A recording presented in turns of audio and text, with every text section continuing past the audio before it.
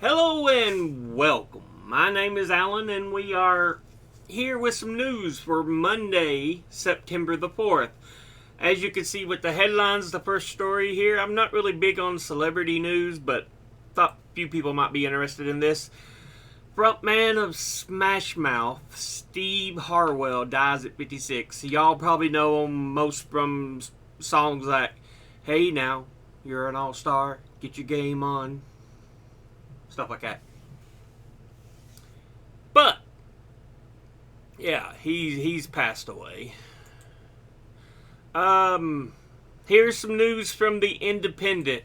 Trump raised millions with his mugshot. Legal experts say that it could be a big mistake. His campaign turned the defining image into a souvenir. It's unclear who actually owns it. So, who actually owns the mugshot? So, yeah, he may have put himself in further legal issue. Moments after his mugshot was publicly released, Donald Trump's campaign went on a fundraising email from the official Trump store with the image on a t-shirt. The next day, his campaign offered supporters a limited edition mugshot poster signed by the former president. Yeah, but it doesn't mean he necessarily owns the mugshot. Because, it's taken for purposes of Fulton County, Georgia. It wasn't taken so Trump could turn it into some kind of money-making scam like he tends to always do. So he may have put himself in further legal jeopardy. Okay, this from Vanity Fair. Donald Trump spends Labor Day weekend planning a revenge tour. Republicans are already thinking about what we are going to do to Biden and the communists when it's our turn, Trump wrote on Truth Social. And I brought this to attention for one reason. You really think Biden is a communist? Hell, he's not even a socialist. He is mid-ground capitalist as far as you can freaking go. But no, anytime that someone's on the Democrat side, they call them communists. You don't know what a fucking communist is, moron! But what do you expect? Close. Nope. No thanks. Okay, Twin Cities Pioneer Press, St. Paul man facing long recovery after a hit-and-run driver struck him as he mowed his own lawn. It's like, really? I don't even think that was the story I originally wanted. I got this for something else. Okay, that's the one I wanted. And it keeps popping this up.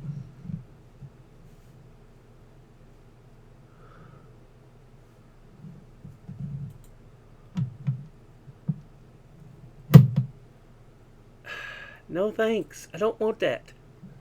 Go back.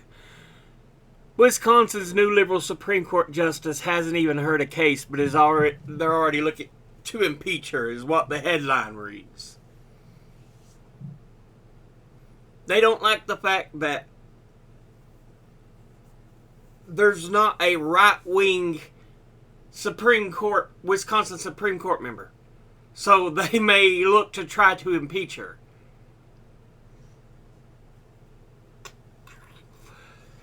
And she's not even heard a case yet. This is politics in America now. Stupidity. From The Hill, judge rejects DeSantis's drawn congressional map as unconstitutional.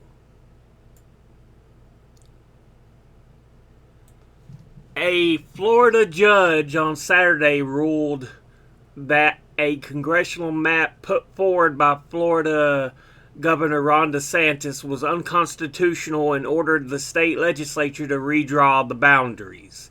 Circuit Judge J. Lee Marsh found that the redrawn districts authorized by DeSantis in northern Florida violated the state constitution's Fair Districts Amendment by dismantling a congressional district that enabled black voters to elect their candidates of choice under the previous plan. The district, which stretches across much of Florida's northern border with Georgia, was previously held by Representative Al Lawson, a black Democrat who lost in the 2022 midterm election after the redistricting process. So, more redistricting shenanigans by right-wing Republicans. Not to say that there aren't Democrats who do it, but usually when I see this shit, it's more than often Republicans who do this stupidity. Always. More than often, it's Republican.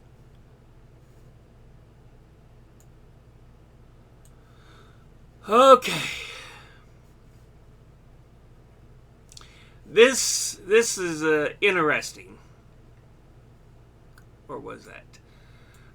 India's Vikram landers successfully underwent a skip experiment in which command fired engines that elevated the lander off the ground by about 40 centimeters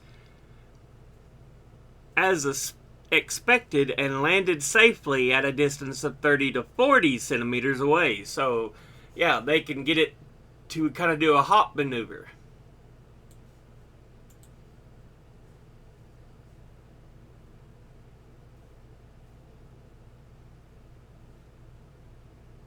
Do we not have sound? Okay.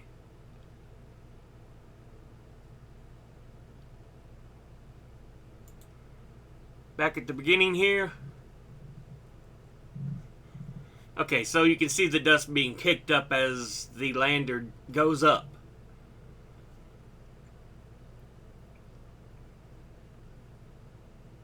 And it pushes itself up off the ground. You can see it's moved. So yeah, that's interesting. I mean, good work, guys. You always want advancements in science, no matter who it is, as long as they're putting it to good use, not using it for horrid things.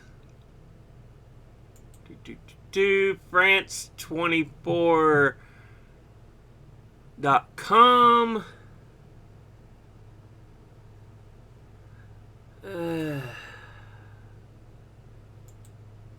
Okay. Now, another Russian mercenary group shows discontent with the Kremlin, a sign of more to come. Yeah, from what I'm seeing, Russia's having to do a lot of scrambling to keep things in order. At the end of August, Ukraine declared it had finally managed to pierce Russia's first line of defense after retaking the small village of Robotyne in Ukraine's south. The key advance coincided with the Russian mercenary group's threat to stop fighting on Russia's behalf on the front lines of the village and could be a sign of more anti-Kremlin sentiment brewing among those fighting for Moscow. Look, this war should have already been over. The sides should have already come to the table to try to hammer out a peace agreement. But I don't think either side wants to budge, to be honest with you. I feel Russia don't want to stop until it's took big chunks of land out of Ukraine and made a point.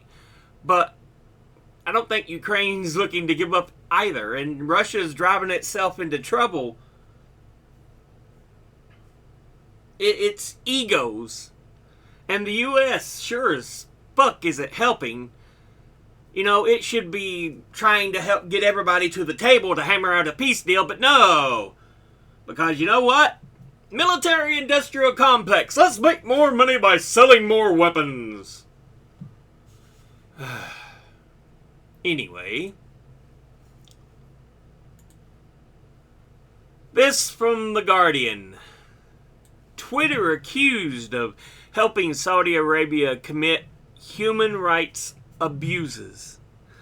Lawsuit says network discloses user data at request of Saudi authorities at much higher rate than for the US, UK, and Canada. What a surprise!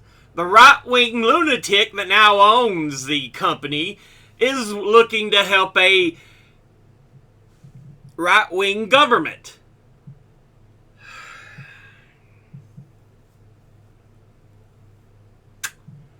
Anyway, yeah! All you can hope is Twitter, or whatever the hell it's called now, falls apart faster and faster, and it puts Musk, that piece of trash, into bankruptcy.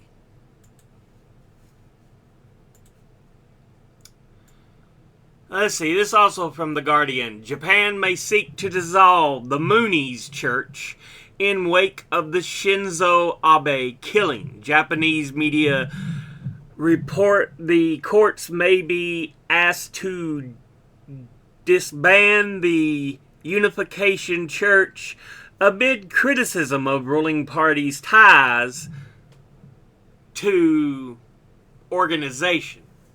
So yeah. The Moonies have been a church group that has been huge in Japan. And I think it was someone who was supposed to have been a follower at one time or another. It might even still have been a follower, was supposed to be the one that had killed Abe. Abe shouldn't be treated as some,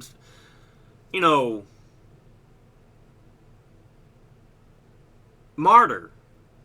But still, he shouldn't have been killed in the name of a religion. No one should be. This, right off of Reddit here. Hold on, I need you to stop.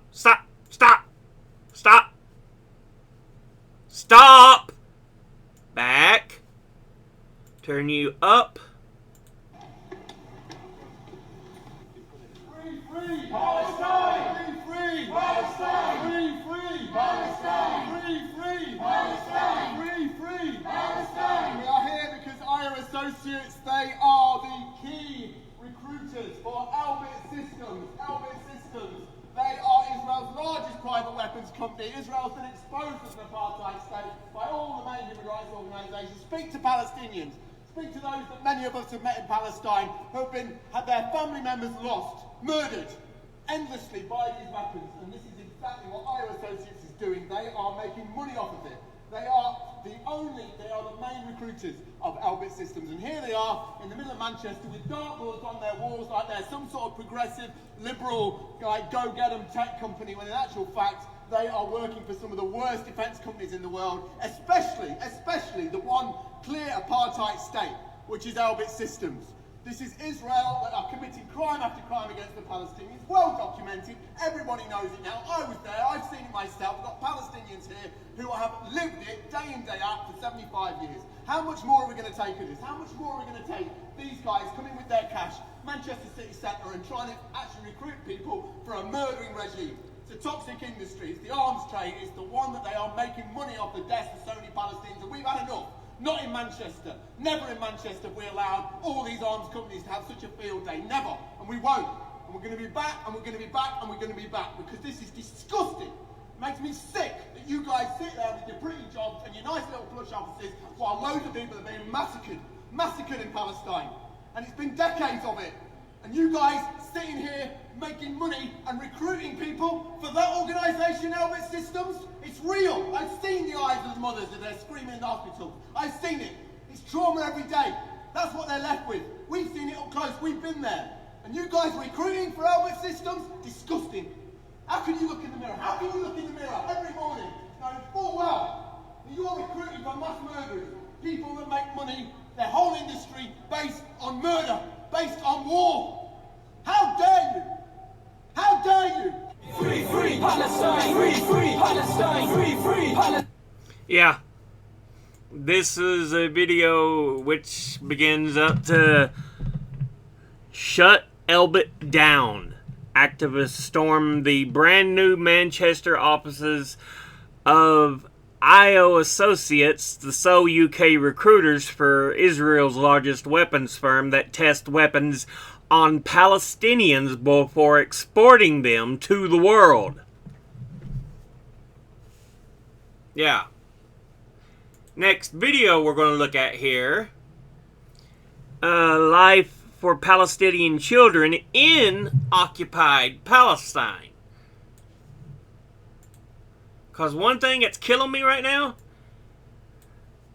I've said this before, I've got no problem with the people of Israel, but the government right now is an apartheid government. They treat Palestinians as if they're less than human. And that's got to end. Now! أنا سما وأنا لين واليوم رجعنا لكم فيديو جديد هو تحدي الأندومن الحار مع أخونا وليد. طبعا أخونا وليد راح يشارك معانا بالأندومن. بس قبل ما نبلش الفيديو لا تنسوا اللايك والشير.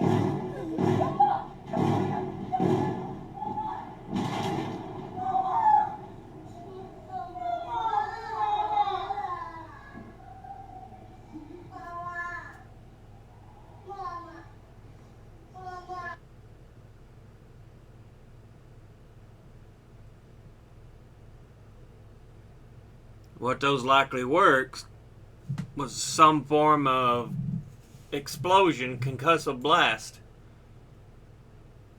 It's ridiculous. That should not be the daily lives of children. Ever! Revealing life under occupation. A Palestinian journalist's insightful glimpse into daily realities. So yeah, let's scoot that back, turn the sound on. This Palestinian journalist is showcasing to the world what a day under occupation looks like.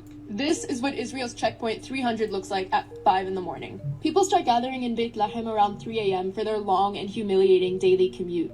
And the fact that people really think these checkpoints are to stop terrorists blows my mind. The occupation does not like to be filmed. The occupation doesn't want to be caught on camera.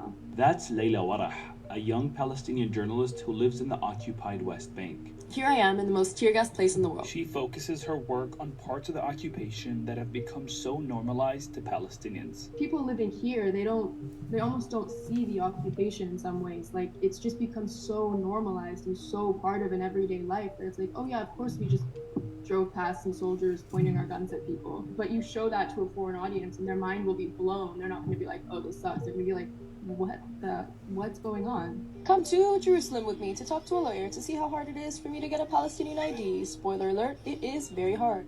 Journalists and activists have been calling out the bias in Western media for decades. That's why Warah wants to focus on voices and experiences from the ground. My goal with reporting is really to open the eyes of people outside of Palestine, both people from the diaspora and also foreigners who have never been to Palestine, to show what life is like here. Objective journalism has dehumanized Palestinians so much with taking into account the occupiers' thoughts and opinions. Despite Israel's constant attacks and threats on Palestinian journalists, Warah sees this work as critical. What brought me into the field of journalism wasn't journalism itself. It was rather my identity as a Palestinian. So being Palestinian came first because as the daughter of a refugee, I've spent my entire life educating myself so that I could educate everyone else about what's going on here. I'm standing in the ruins of the village my Palestinian grandparents fled in 1948. On my way to find our village, an Israeli woman pulled over and asked me if I needed any help. I said no, but I wish I said yes. Yes, I need help understanding why is my family banished to a refugee camp while your kids run through the trees that we planted and jump on trampolines. My identity as a Palestinian is problematic and I will be targeted for that. Even after the killing of Al Jazeera journalist Shireen Abu Akleh, Warah was steadfast. When Shireen was murdered in cold blood while reporting, it was scary and it was shocking, but Israel kills Palestinians in cold blood every other day. And I think it almost propels me forward more because if her work was powerful enough for her to kill her, we need more voices like that. Like whatever Israel is scared of is exactly what we should be doing, and it just means it's on the right track. Warah has been reporting from the ground for 8 months. During that time, she's faced many challenges from Israeli forces. It is still dangerous to be a journalist here. At best, you get pulled over and you get stopped for hours and your whole day is derailed. Maybe you get tear gassed. At worst, you get shot and killed. Warah says even with the privilege of her light-skinned American accent and passport, Israel can still target her at any time. We even saw that with Shireen when she was shot and killed. It doesn't matter that she was an American, she was a Palestinian first and foremost.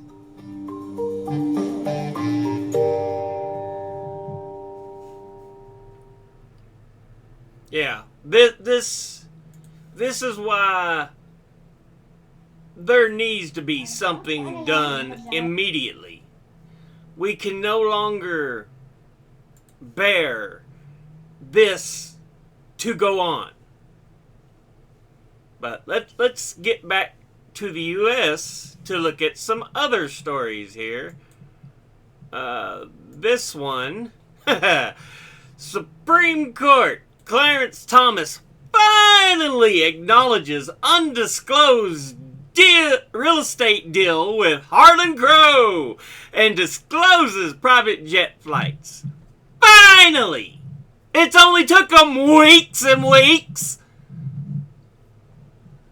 The new filing comes after ProPublica's reporting on the Supreme Court Justice's beneficial relationship with the billionaire GOP megadonor. Thomas also reported 3 private jet trips provided by Crow. Exactly! What you're doing is not, unbiased and right. No, you're a fucking taking money. You take money like all get up. Like I said, Democrats do this too, but usually, more often than not, it's Republican bastards like Clarence Thomas who do this shit, who show how evil they are.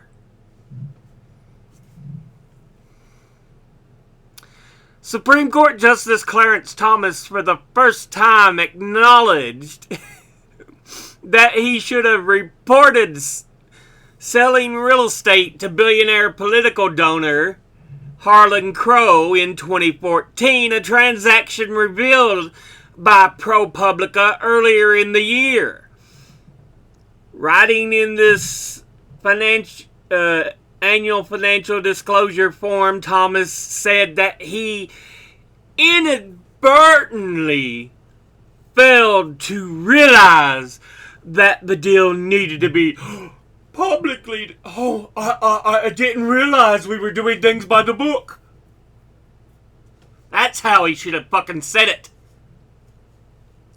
Again, piece of shit. Clarence Thomas. This is from The Lever. You love to see it. Shady bosses are put on notice.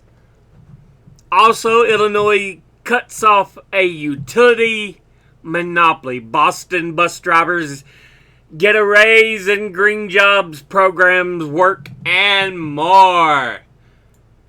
This is the kind of pushback you see when the rich constantly take and take and take and take.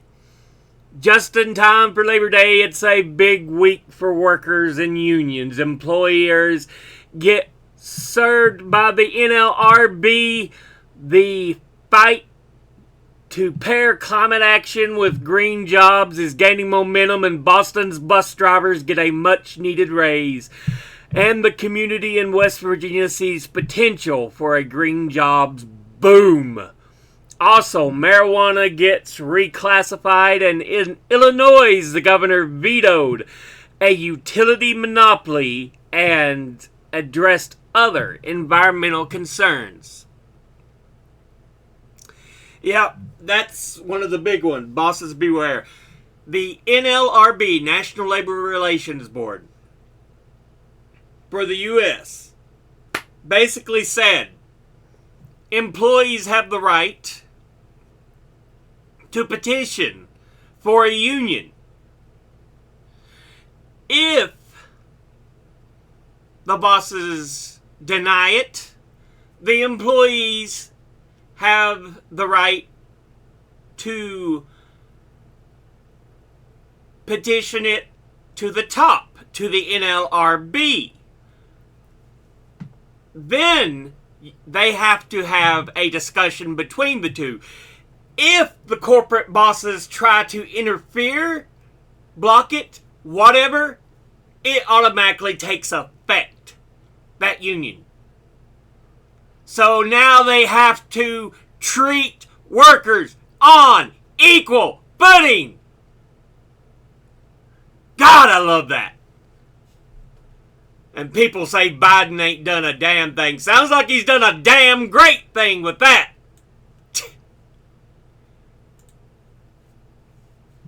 Big Pharma's American Con. Yeah.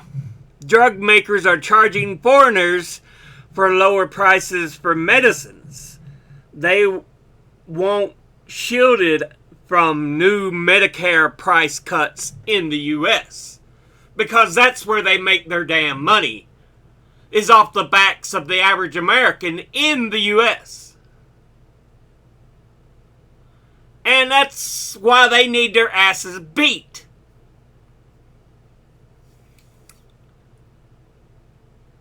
You know, Americans shouldn't be put into lifelong debt because drug makers want to be rich. Fuck you. Your company should be disbanded if all you seek is profits, not to do what's right. Period. Fact.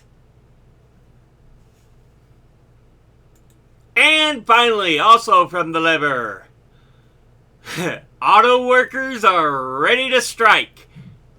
The Lever explains why the potential auto workers strike could be transformational. Like I said, this is a moment of great change in the U.S. We have been screwed over so bad by the rich and the corporations, and now we are fighting back. Unions are getting the pushes they need. Average Americans are getting the backing they need. This is absolutely wonderful.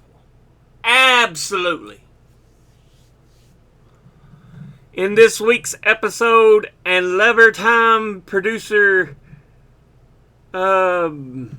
speaks with Labor Notes staff writer about why potential auto workers strike could be transformational. But yeah, I'll leave these links in the description box below for you all to check out, as always. But yeah, I love this. And again, let me make this absolutely clear. I am not a fan of Biden, but he has done far more in his first term than Trump did his entire time in his first term.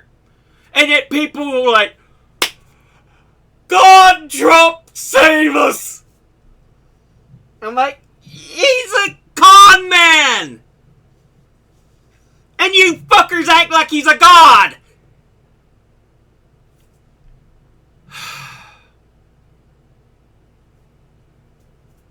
But yeah. Oh my goodness. I'm glad that we've got some power behind unions again. We've needed this for a long time. A long time. Anyway, as always, educate thyself. Think, read, study, learn. Someone tries to tell you something you have trouble believing, ask them to cite their sources. As I've already said, I'll be putting my sources in the description box below the video. Thank you all for watching. I'll see you all in the next one. Until then, later.